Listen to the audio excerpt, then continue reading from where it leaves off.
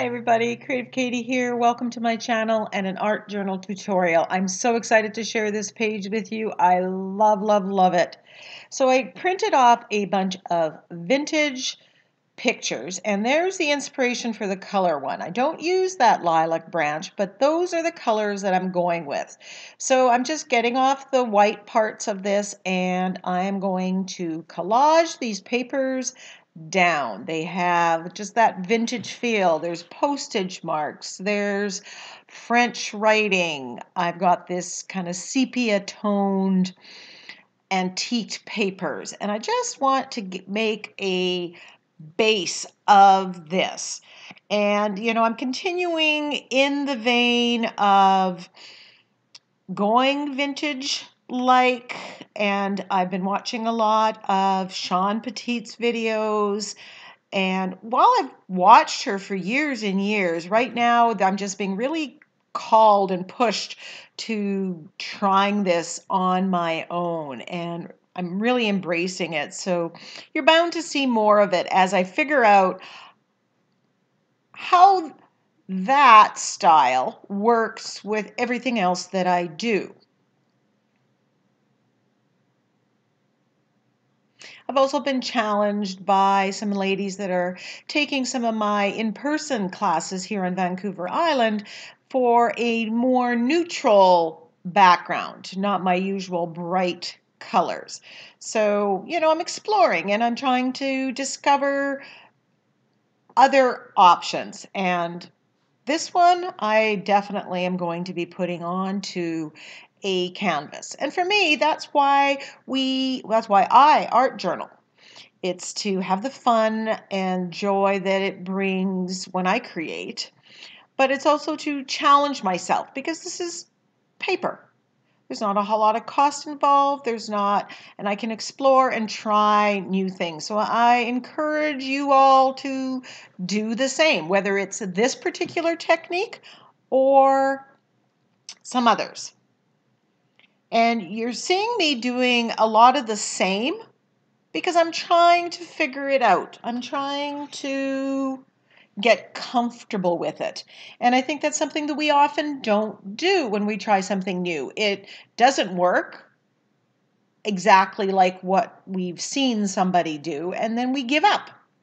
And I think we just need to push through that. So there I've covered it, and I'm just loving the look. The torn paper, the edges are giving texture. We've got some color. I'm hoping that some of these vintage marks are going to show through. Flipping through my stencils, I grabbed one of my very first Crafters Workshop stencil, quadrifoil. And remember that lilac? Here is the pink. Now this is a little brighter than typically vintage, but this is just the first layer of color. I'm not done here. And then there's the green that I also had in that lilac picture. And I grabbed this stitch work on this butterfly collage. I'm not sure the name of this stencil, but I will put it and the quadrifoil one in the description box below because both of them are good basics if you're building up your stash. Just wanted to introduce a little bit of that green at this layer. Remember, a lot of things that you might put into this layer, you may add in later. And there's my inspiration color scheme picture. So that's a good hint. If you want to know what colors you could work with, find something that you really like. That artist, that graphic designer has done the work for you. You know you're going to like it, and then match it to the colors that you have in paints and go from there. So you've removed one of the questions. So I want to add a little bit more script. So I grabbed my French script stamp and I'm just adding that in to my beginnings of this background because this is going to have a lot more being added to it. So not everything that you see now is going to be shown later. But everything we add is going to add something to the finished product.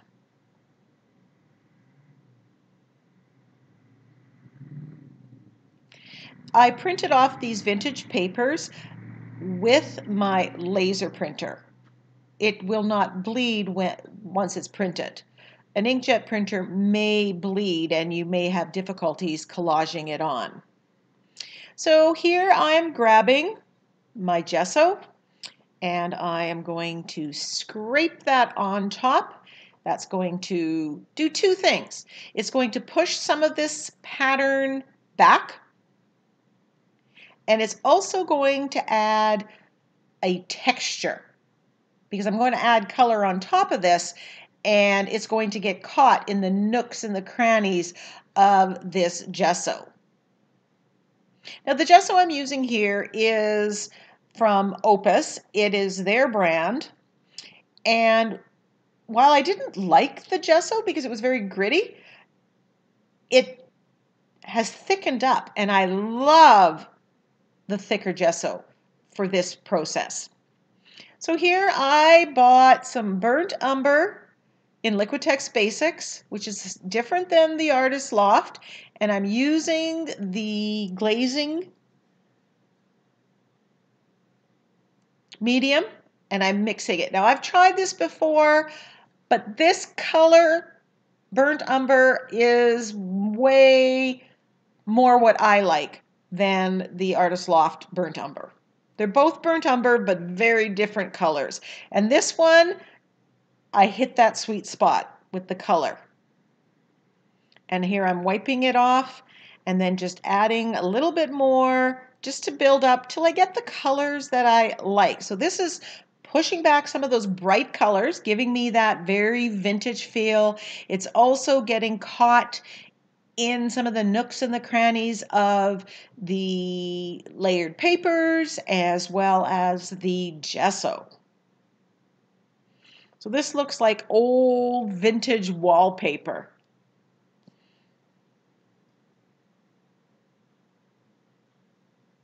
So I've done, I'm not sure, 3, 4 of these vintage using those same techniques that I've learned from Sean.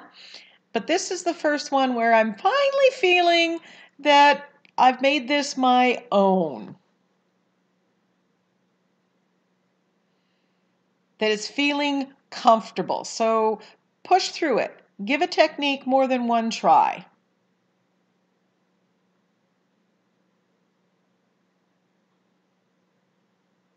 But like right now, as I'm creating, I've got a big smile on my face because I'm just so thrilled with what happened here. So this is Butterfly Collage is the name of this stencil. And I love this circle. Now, if you don't have a circle template like this, you can just use your fine line bottle or a fine line brush and paint a circle. But I'm stenciling it on, and I mix black with the burnt umber and a little bit of that green in there, just to keep all the tones the same. And I'm stenciling 3/4 of this circle on because this is a small page.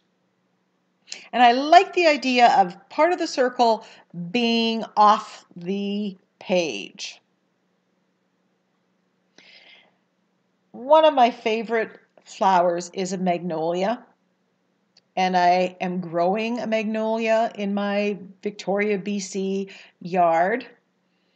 And I just thought I'm going to add a magnolia to the bottom of this, kind of making it feel like it's a wreath. So I have a couple different magnolia flowers on here. So I'm just stenciling this on with white. And I'm doing 2 of these smaller ones. And my plan is to do the larger one in the middle with modeling paste. And that's what I actually do. Although I'm thinking if I was doing this again, I may just stencil it on, get different tones of magnolias, and stencil them on just paint. So even as you do one page, you get ideas for doing something similar.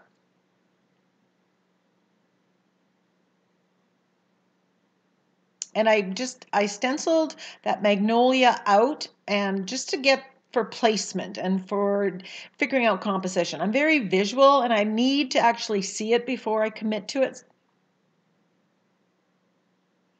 So I'm using some white pearl modeling paste, which has a pearlescent look. This is from the Crafter's Workshop. And I'm mixing in a bit of that quinacridone magenta and getting a very light pink hue. And then I'm stenciling, pushing that through with a key card through the stencil.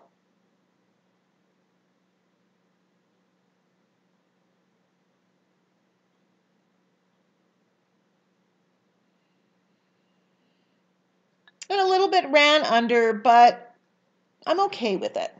Now this, I got these free printable kind of vintage colored background sentiments. I just did a search on Pinterest and I found it, and someone was offering these up free. And I thought, okay, I'm going to use those. I liked the font. I liked the brown background. In fact, I'm going to have to challenge myself to do some brown background sentiments myself. As you know, I make up sentiment packs all the time. And this was so easy because they were already colorized. And if I do more vintage, having them brown might be a good thing to have in my stash. So I cut out several, and they're all about embracing creativity, embracing challenges, taking risks.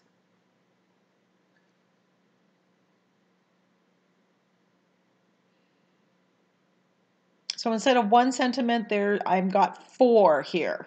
And I decided to put one underneath the magnolia blossom just to make your eye flow over there as well. So I grabbed my woodless charcoal pencil and I'm just grunging up the edges, and every part of this just makes me happy because it just came together. And I can't wait to be doing this on a cradled wood panel or on a canvas. I just love, love, love it. And I'm grunging up a little bit, making it a little less pristine and precise.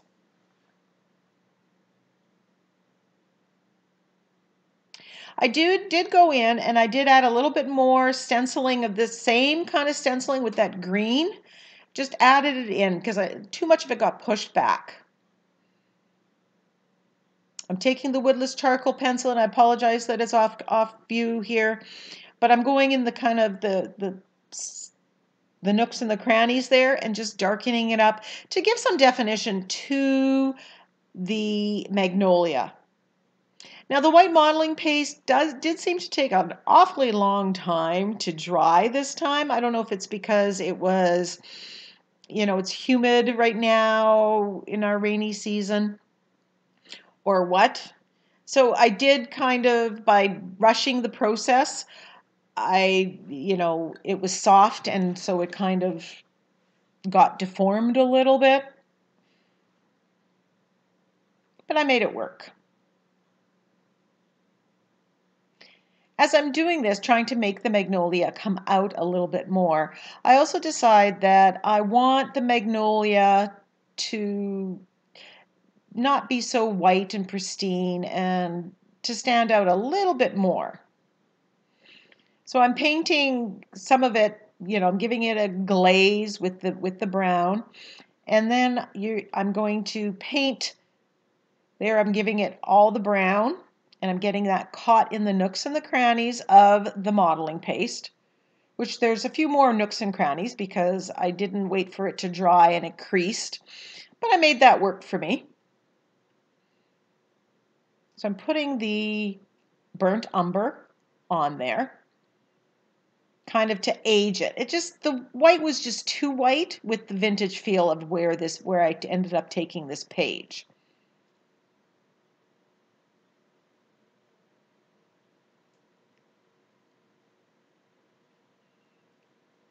And then I'm coming in with the quinacridone magenta, but I'm as you can see, I'm brushing it on and rubbing it off, and I'm mixing it with a little bit of that brown. Because again, I don't want that bright quin magenta. I'm going for a vintage feel. The magnolia that I grow in my yard is this burgundy, deep dark burgundy color.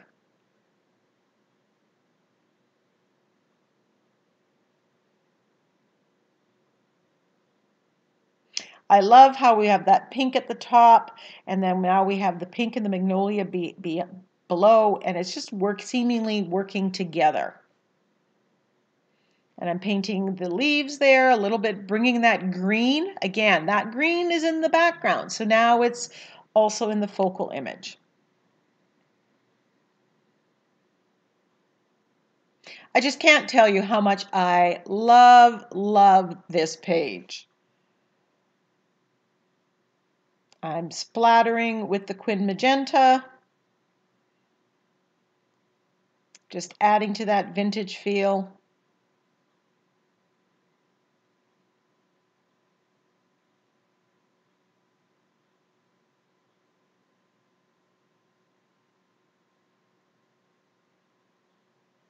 I could have splattered with gold here as well, and that would have gone really well. In fact, I might grab that page out right now and add that, just that little bit of bling. And definitely, if I do a canvas, I will. I don't think it would be out of place.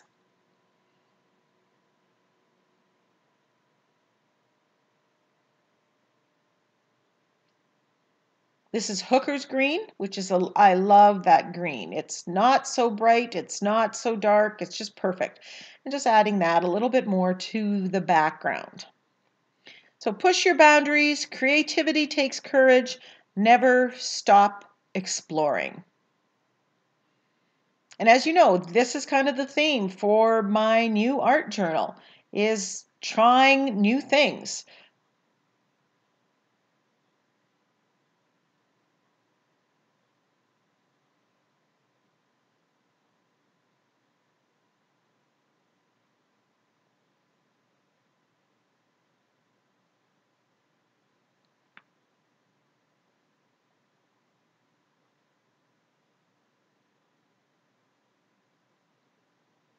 Just adding a little more script.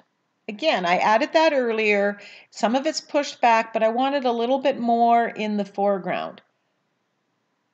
I'm just so thrilled with this page. I know I keep saying that, I apologize. Just adding a little bit more charcoal here. Now, if this was a canvas and I was using the woodless charcoal, I would fix this with a workable fixative before I varnished my usual way. That way it seals, it fixes all the non-permanent mediums that you may have used. So you can get the same effect not using the same products I've used. You just might have to take different steps.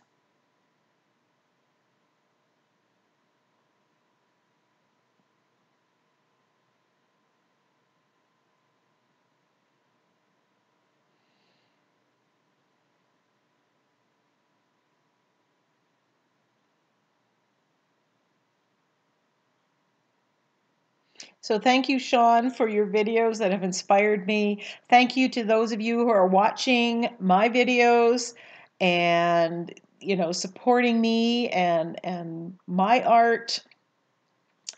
Check the links for any products that you might be interested in. As you know, if you buy through my links, I do get a small commission, but it doesn't cost you more. Make sure you're not paying extra for shipping and you're getting the best possible price, even if it's not one of my exact links. If you like this video, give me a thumbs up. If you want to see more vintage inspired ones, leave that in the comments. Take a challenge today. I'd love to see it. Come post it in my Facebook group, All Things Mixed Media. Or Mixed Media Creations. Sorry, changed the name.